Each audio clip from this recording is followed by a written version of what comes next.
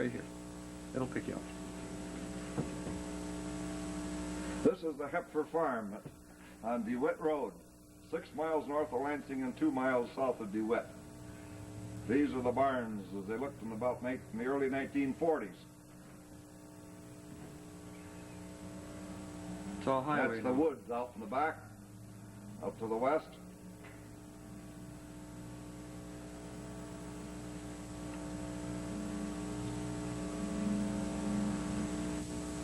Here we are looking from the south north. The old dirt road's been there for years with nothing done to it. There's the woods out to the west where we used to go squirrel hunting. Look at those beautiful pears in the garden.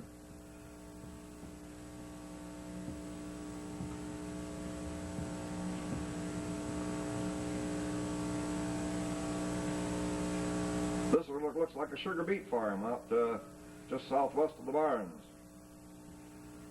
One of the many crops raised on the farm, along with oats, corn, wheat, beans, hay. Now we're looking at the barns from the north. This is where the I-69 highway is presently. There's the house on the west side of the road, and there's my oldest daughter, Doris. And there's my young kid brother, Don. You can see he was only about 17, 18 years old at that time.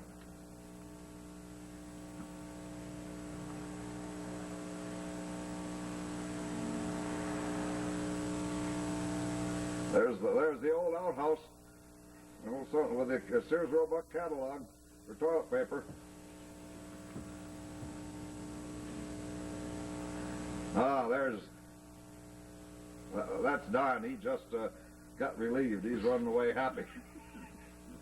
Now it's milking time. They're opening the barn door and about ready to get. Here goes the cows across the road from the west side to the east side to be milked. See the dogs right on the job. Very handy animal around the farm. There's the old milk house. There's the calf to catch the mice. Never bought cat food in those days. They ate mice and milk. There's some of the cows out in the barnyard. It's now milking time. Don's letting them in. You'll notice they're Holstein cows. They're the best milk producers. They all know their place. They go in there and know which stanchion to walk into. And if you get in there, of course, they lock the stanchion so they can't get out. There's one of the first milking machines of the time. Sort of a wheelbarrow type. Set the milk can on there and clean the cows' udders and milk 2 cows at a time.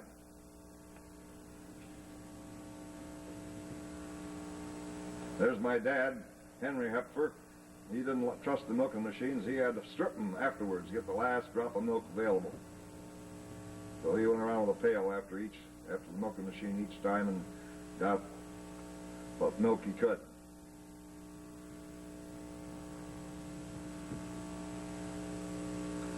Now, this is the meal time. There's Doris and Harold and my mother. There's Don and my dad. And you'll notice that the old-fashioned telephone on the wall with 8 or 10 on the party line. And our number was 1 long and 3 shorts. So when it rang that way, why, you hang up and you raise the receiver and talk. When you want to call out, why, you had a heck of a time waiting for the women to get off the line.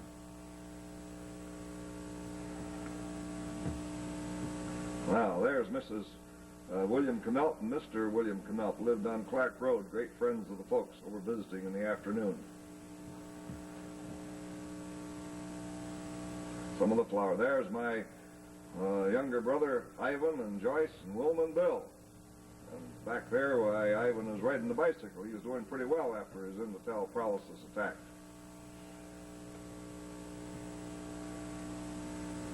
There's one of my uncles, Arthur Slee. He married one of my mother's sisters and lived in Lansing. And he was short and stubby, but always bothering the women. Up to the north, you see Fred Felske's farm. And there's the garage to the west side of the house.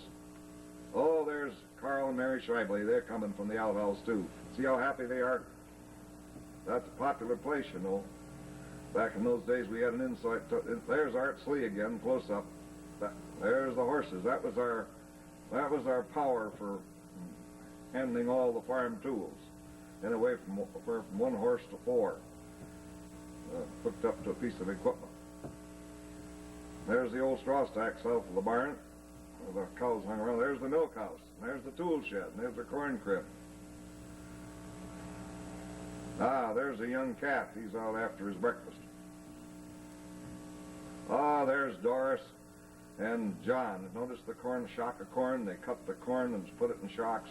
Then they go around and husk it in the fall and throw it on the pile. John's decided to take one of those nubbins from those poor ears, put it in his pocket, take it to the city. Here's the pile of corn that they throw it on the pile, and then they come along with a wagon and sort the good corn in the front and the poor in the back and put it in the corn crib. Now they're gathering walnuts up in the woods, the field just east of the woods. John's very independent. Well, that's Harold. He's very independent. He don't want any help. Well, I guess that's John. That's John and Doris. Harold wasn't around there. Now, Margie's decided to help. Whoops, see, she's missing the bags, not to get them all in there. Well, you see, I had to come in the rescue and help finish the job.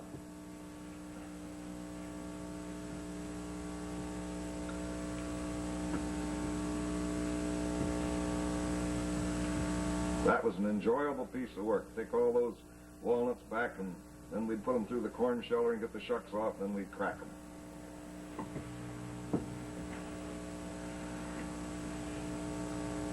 Now this is a cornfield. It's not very clear, but that's what it's supposed to be.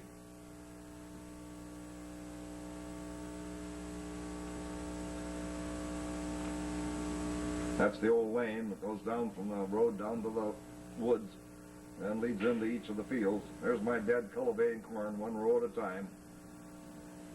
And we usually put muzzles on the horses so they wouldn't eat the corn as they went along there.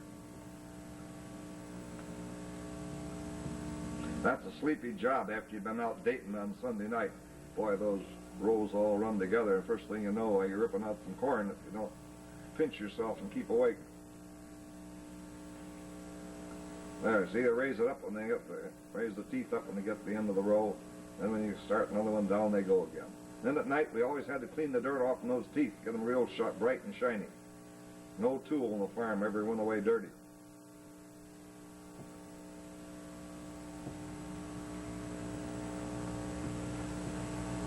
There's my dad, posing on the cultivator. There's a side delivery rake that raked the hay and the rows to be picked up by the hay loader.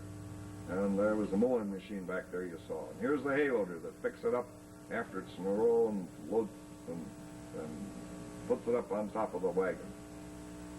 See the row of hay that go down there and hook the wagon to it and drive down the row, and one guy drives the team, another guy gets there with it. There's the mowing machine that cuts the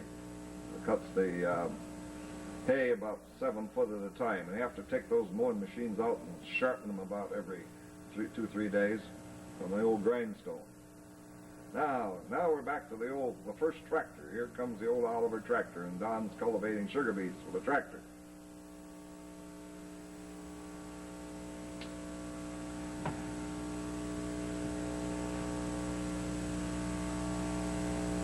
That tire looks as if it's going in reverse, but it does go the right direction.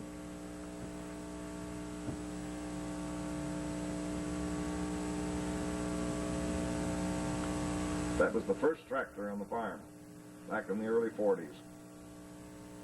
Now we're coming to the wheat harvest. There's the wheat. They're going to thrash. They're thrashing, throwing the bundles on the wagon. Here comes the neighbors with their wagons to help haul the grain to the thrashing rig. They're all waiting for the thrashing rig to come. They're going out in the field. Here comes Bill Lesh and his old thrashing rig.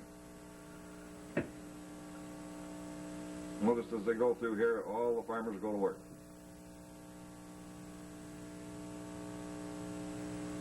There they go. They're ready to they're going around the barn so they can set up, get the straw, make a straw stack out on the south side of the barn.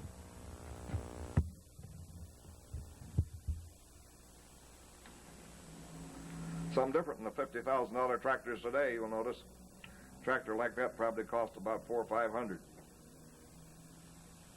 The cost of living is a little different now. Yeah. Here comes the first load of grain to be thrown on the machine. Notice they're all hooked up. The old belt's running, and the old machine is running ready to go. There's the old blower. Yeah, that guy, I think that's Riney Coak. They were driving that. And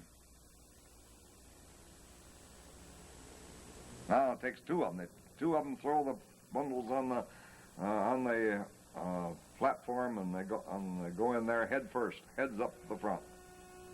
There's Dad's truck to haul the grain away over to the granary. That's the guy tending bagger. There goes my dad.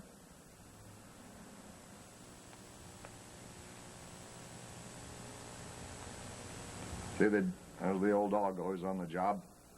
Here comes the straw out back there. See how they lift? That's a bushel and a half in those bags. That's 90 pounds. There's Doris and John. Yeah, that's Riney Coak up in front. There's my dad supervising things.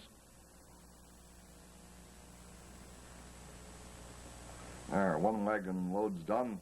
Away they go.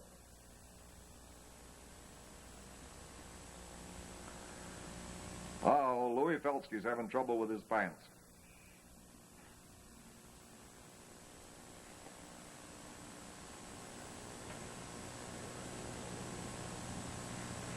There they go after another load. See, there's two more waiting. They don't sit around and wait for things to happen. They're right there. See, 3 loads all waiting there to be unloaded.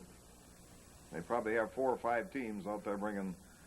Here's old. Notice the old horse needs some encouragement. There's old Bill Brower poking him in the rear with his fork. That's Joyce Hepfer's father.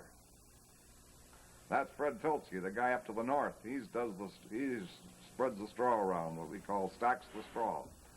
That's a nice clean job. All that chaff goes down your neck and down your side of your clothes. That's the airplane of the day. There's old Bill Lesh. He lived over on Clark Road, over near Airport Road, corner Airport. And see how they throw those up? I used to be up on top spreading them around. If you don't put them up on the right, they slide off. Now we're coming to the first combine over on Clarence Barley's farm across from the church, the Methodist church. Old Ziske, Mr. Ziske, owned that. So he was doing a little custom work for Clarence Barley. Notice they didn't have there's Clarence Barley, and there's the wagon they put the grain in, the old Ford tractor. Here's my dad and one of the horses. There's the old chicken coop. See, they're pretty good horses. A little bit big to ride. Yeah, that's John. That's one of the maids we had. We had a maid back in those days. Marjorie worked in the office part-time. Oh, boy, the cow's got an itch. There's the watering tank. They come up and get a drink. Of course, that's kept from freezing in the winter with a coal-fired tank heater. Sits down in the water and warms the water so it don't freeze.